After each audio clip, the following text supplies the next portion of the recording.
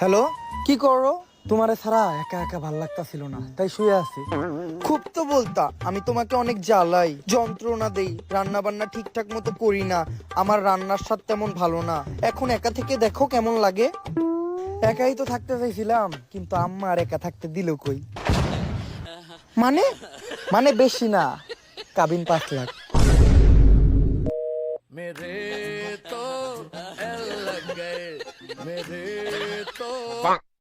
ছোট ভাই, এই কথাটা মনোযোগ দিয়ে শুন।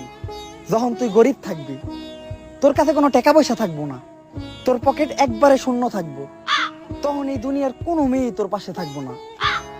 আর যেই মেয়ে শূন্য পকেটে তোর পাশে থাকবো, বুঝা নিবি ওই মেয়ে তোর থেকেও বড় ফকির নেই।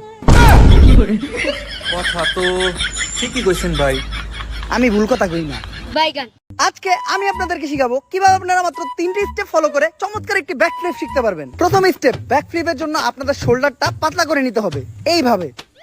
দ্বিতীয় স্টেপ, আপনার পায়ের বাঁধনটা এইভাবে ক্লিয়ার করে নিতে হবে। তৃতীয় স্টেপ, ব্যাক ফ্লিপে যাতে আপনার বডিটা ঘুরে, তার জন্য আপনাদের এইভাবে করতে হবে। আর এখন আমি সম্পূর্ণভাবে রেডি, আর আপনারা দেখুন এইটুকু স্টেপ ফলো করার মাধ্যমে আমি কিরকম সুন্দর একটা ব্যাক ফ্লিপ দিই।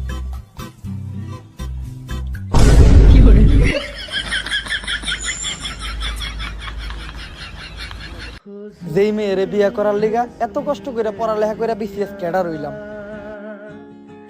ওই মেয়ে এবারে এসএসসি পরীক্ষা ফেল করছে। তারপর ওর আব্বাই ধরে ওর এক রিক্সাওয়ালার লগে বিয়া করাই দিছে।